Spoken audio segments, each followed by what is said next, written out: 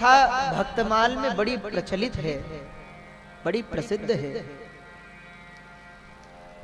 एक अंतर्निष्ठ राजा की कथा भक्तमाल में।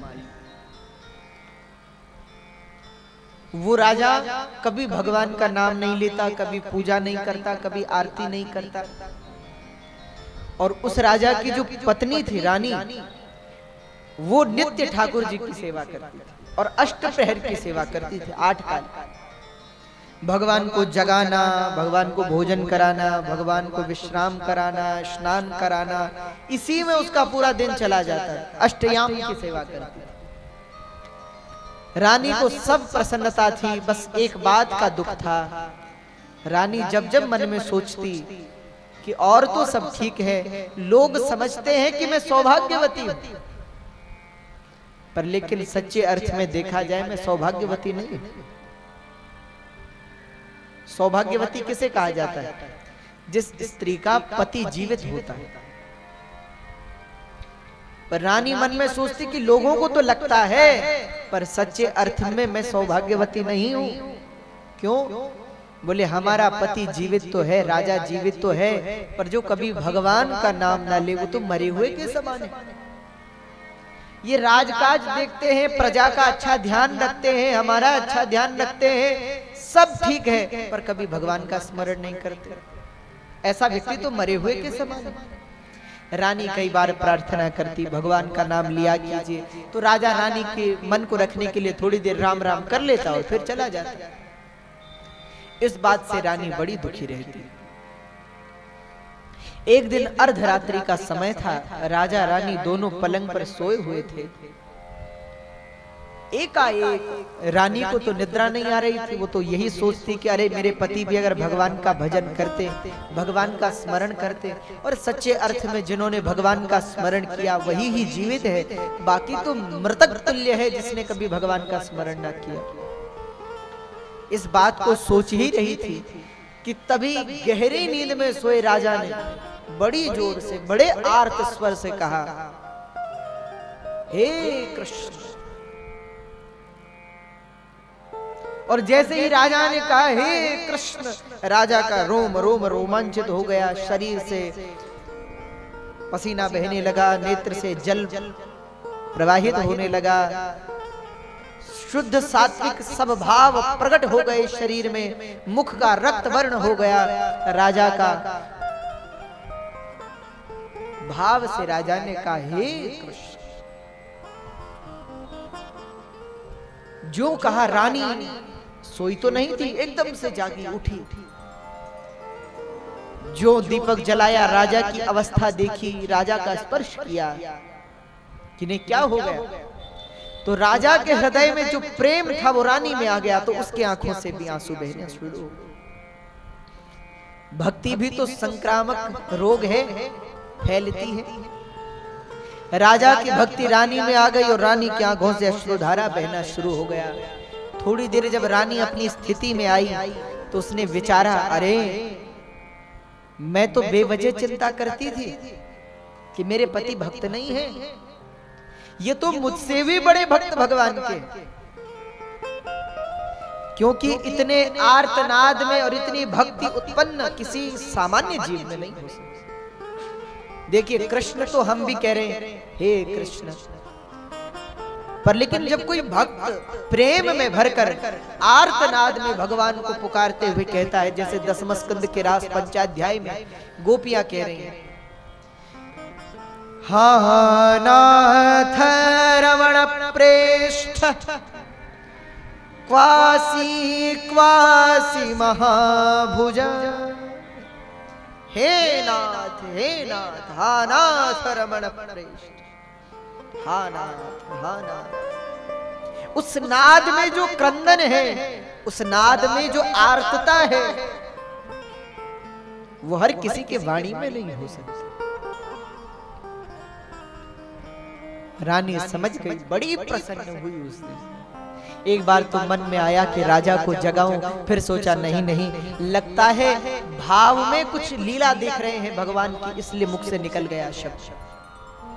प्रातः काल होते ही राजा तो अपने नित्य कर्म की तरह स्नान करके अपने राज्य की ओर चले गए। अपनी राज सभा में चले गए और शाम को सब काम निपटा करके रानी के महल में प्रवेश किया। तो आज जब महल में प्रवेश किया तो राजा ने क्या पाया? बोले चारों ओर दीपक जगमगा रहे, सारा महल दीपकों से चमक रहा है। ऐसा लगता है मानो आज दीपावली हो।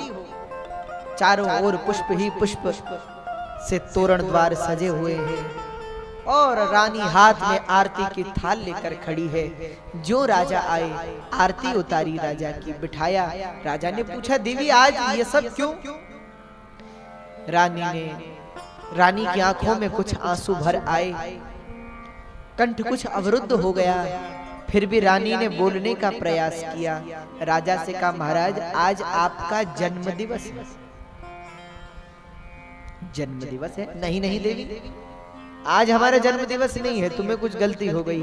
रानी ने कहा नहीं नहीं महाराज आज ही आपका जन्म। राजा ने कहा नहीं नहीं देवी मुझे पता है आज मेरा जन्म दिवस नहीं है। रानी ने कहा महाराज मेरे लिए तो आज ही आपका जन्म दिवस है। क्यों? तो रानी ने रात्रि में घटी सारी घटना राजा को बताई। बोले मैं तो सोचती थी कि आप भक्त नहीं है, आप भगवान का स्मरण नहीं करते, आप भगवान को नहीं मानते, पर आप इतने बड़े भक्त भगवान के हैं मैं कभी जान ही नहीं सकी। महाराज जब रात्रि में आपने हे कृष्ण कहा मेरा रोम रोम रोमांचित हो गया, हृदय में शुद्ध सात्विक भक्ति प्रकट हो गई। राजा ने बात को टालना चाहा, बात को घुमाना चाहा, बात को मोड़ देना चाहा। बोले नहीं नहीं देवी ऐसा नहीं हो सकता, कुछ निकल गया होगा मुख से। बोले नहीं नहीं मारे किसी सामान्य व्यक्ति के कृष्ण कहने में और भक्त के कृष्ण कहने में बहुत अंतर है। आप भक्त हैं मैं जान चुकी, अब मत छिपाइए। और फिर महाराज मैं भी पतिव्रता हूं, पति के स्वभाव को जानने वाली हूं, मैं जान चुकी हूं। जब राजा ने देखा कि बात खुल गई है तो राजा ने कहा अब जब राम निकल गया, कृष्ण निकल गया, कृष्ण तो ये नाम मेरा प्राण था, और जब प्राण ही निकल गया तो मैं जीकर क्या करूंगा? ये कहते ही राजा ने अपने शरीर का परित्याग कर दिया, शरीर छोड़ दिया राजा ने। बोले आज तक हमने अंतर मन में साधना की, किसी को पता लगने नहीं दिया कि हम भक्त हैं,